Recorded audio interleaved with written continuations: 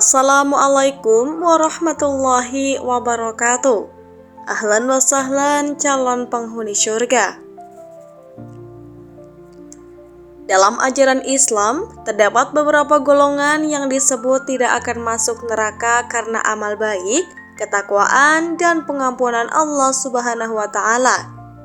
Meski hadis-hadis terkait topik ini memiliki beragam tafsir dan derajat keautentikan, ada beberapa kelompok yang sering disebut dalam berbagai riwayat sebagai orang-orang yang dijamin mendapatkan rahmat Allah.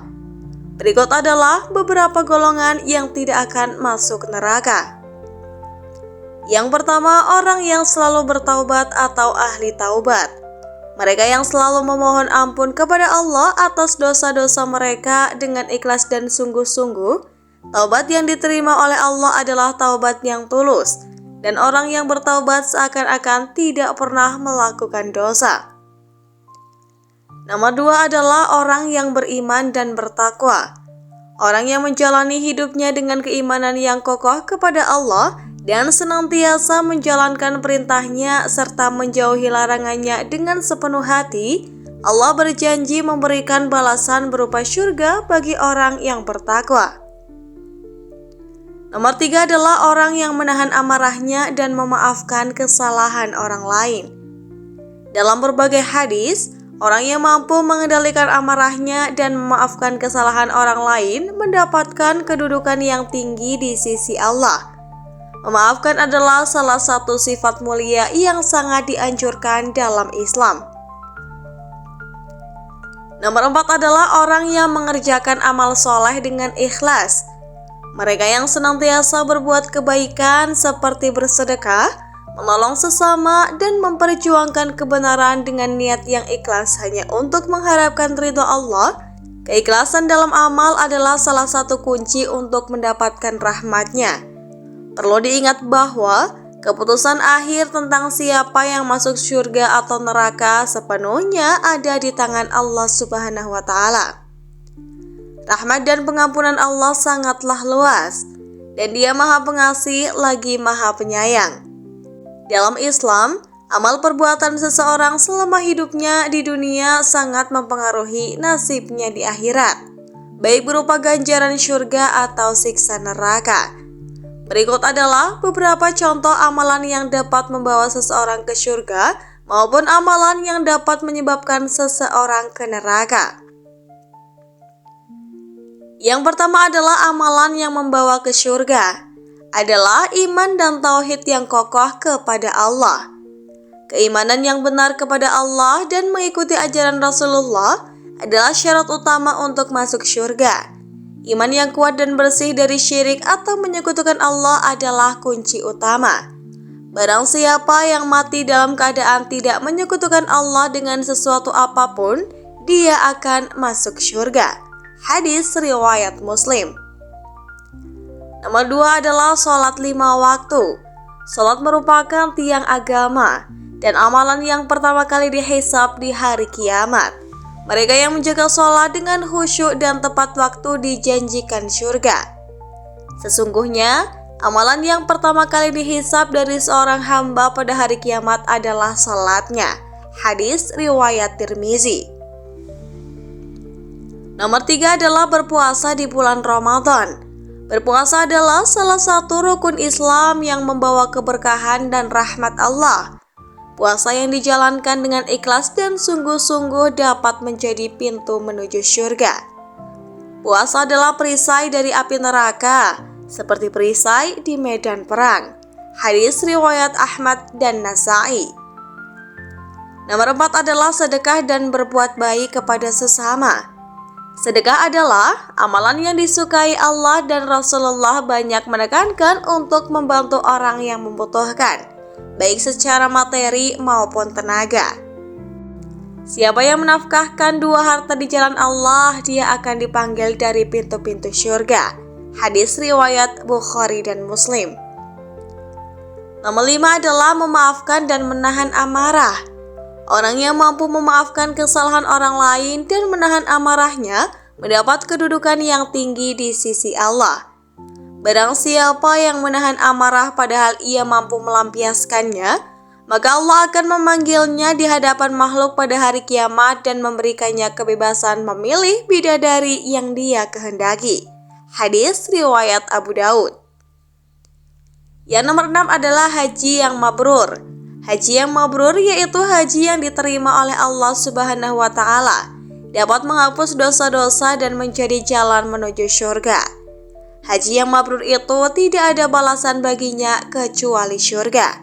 Hadis riwayat Bukhari dan Muslim. Selanjutnya adalah amalan yang membawa ke neraka. Yang pertama adalah syirik atau menyekutukan Allah.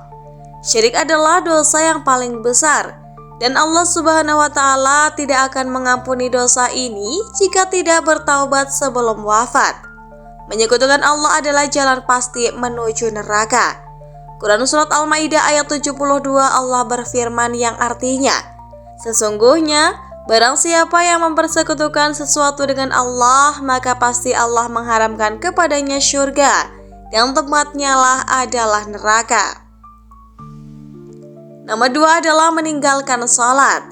Meninggalkan sholat dengan sengaja merupakan dosa besar yang bisa menyebabkan seseorang masuk neraka. Antara seseorang dan kekufuran adalah meninggalkan sholat. Hadis riwayat Muslim. Nomor 3 adalah durhaka kepada orang tua. Rasulullah Shallallahu Alaihi Wasallam menekankan pentingnya berbakti kepada orang tua. Durhaka kepada orang tua adalah dosa besar yang menyebabkan murka Allah dan masuk neraka.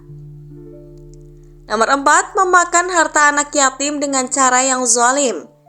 Allah melarang keras memakan atau mengambil harta anak yatim dengan cara yang tidak adil atau menzalimi mereka. Hal ini merupakan dosa besar. Quran Surat An-Nisa ayat 10 Allah berfirman, sesungguhnya orang-orang yang memakan harta anak yatim secara zalim, sebenarnya mereka memakan api sepenuh perutnya dan mereka akan masuk ke dalam api yang menyala-nyala neraka. Nomor 5 adalah berbuat zina. Zina adalah dosa besar dalam Islam, dan orang yang melakukan zina tanpa bertaubat bisa mendapatkan siksa di akhirat. Quran Surat Al-Furqan ayat 68 Allah berfirman, dan orang-orang yang tidak menyembah Tuhan yang lain bersama Allah dan tidak membunuh jiwa yang diharamkan Allah kecuali dengan alasan yang benar dan tidak berzina. Barang siapa melakukan yang demikian itu, niscaya dia mendapat pembalasan dosanya. Nomor 6 adalah makan harta riba. Memakan riba atau bunga dari pinjaman atau transaksi yang tidak halal adalah dosa besar dan Allah mengutuk mereka yang melakukannya.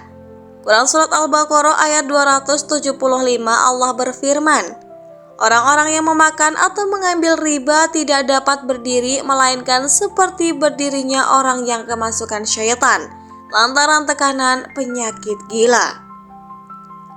Sahabat beriman, amal perbuatan baik yang dilakukan dengan ikhlas karena Allah dapat membawa seseorang ke surga. Sebaliknya, dosa besar yang tidak disertai dengan taubat dapat menyebabkan seseorang masuk neraka. Namun, rahmat Allah sangatlah luas, dan orang yang bertaubat dengan sungguh-sungguh bisa diampuni meskipun ia telah melakukan dosa besar. Allah Subhanahu wa Ta'ala adalah Al-Ghafur atau Maha Pengampun, yang memiliki kasih sayang dan pengampunan yang tak terbatas bagi hamba-hambanya. Sifat pengampunan Allah sering disebutkan dalam Al-Quran dan hadis sebagai bukti betapa luasnya rahmat dan kasih sayangnya. Allah tidak hanya mengampuni dosa-dosa kecil, tetapi juga dosa-dosa besar jika hambanya sungguh-sungguh bertaubat dan kembali kepadanya. Sahabat beriman, berikut ini adalah beberapa bukti dari firman Allah dan hadis yang menunjukkan betapa Allah Maha Pengampun. Quran Surat Az-Zumar ayat 53 yang artinya, katakanlah, wahai hamba-hambaku yang melampaui batas terhadap diri mereka sendiri, janganlah kamu berputus asa dari rahmat Allah. Sesungguhnya Allah mengampuni dosa-dosa semuanya. Sungguh dialah yang Maha Pengampun lagi Maha Penyayang. Ayat ini menunjukkan bahwa Allah mengampuni semua dosa tanpa kecuali. asalkan seseorang hamba bertaubat dengan tulus. Allah memerintahkan agar manusia tidak berputus asa dari rahmat-Nya karena ampunannya yang sangat luas. Selanjutnya adalah Quran Surat An-Nisa ayat 110. Dan barang siapa mengerjakan keburukan atau menganiaya dirinya, kemudian dia memohon ampunan kepada Allah, niscaya dia mendapati Allah Maha Pengampun, Maha Penyayang. Ayat ini menjelaskan bahwa seseorang yang telah berbuat dosa jika memohon ampunan akan mendapati Allah dengan sifat pengampun dan penyayang. Allah tidak menutup pintu ampunan bagi siapapun yang mau kembali kepadanya. Selanjutnya adalah hadis riwayat Bukhari Muslim yang artinya, Allah lebih gembira dengan taubat seorang hambanya daripada kegembiraan seseorang di antara kalian yang menemukan kembali untanya yang hilang di padang pasir. Allah lebih gembira dengan taubat seorang hambanya daripada kegembiraan seseorang di antara kalian yang menemukan kembali untanya yang hilang di padang pasir. Hadis ini menggambarkan betapa Allah sangat menghargai taubat hambanya, seperti seorang yang sangat bahagia ketika menemukan kembali sesuatu yang berharga yang hilang. Seperti seorang yang sangat bahagia ketika menemukan kembali sesuatu yang berharga yang hilang. Allah lebih berbahagia ketika seorang hambanya bertaubat. Selanjutnya adalah Quran Surat Al-Baqarah ayat 286. Allah tidak membebani seseorang melainkan sesuai dengan kesanggupannya. Dia mendapat pahala dari kebajikan yang diusahakannya, dan dia mendapat siksa dari kejahatan yang dikerjakannya. Mereka berdoa, "Ya Tuhan kami, janganlah Engkau hukum kami jika kami lupa atau kami melakukan kesalahan. Ya Tuhan kami, janganlah Engkau bebani kami dengan beban yang berat sebagaimana Engkau bebankan kepada orang-orang sebelum kami. Ya Tuhan kami, janganlah Engkau pikulkan kepada kami apa yang tidak sanggup kami memikulnya. Maafkanlah kami, ampunilah kami, dan rahmatilah kami. Engkaulah pelindung kami, maka tolonglah kami terhadap kaum yang kafir."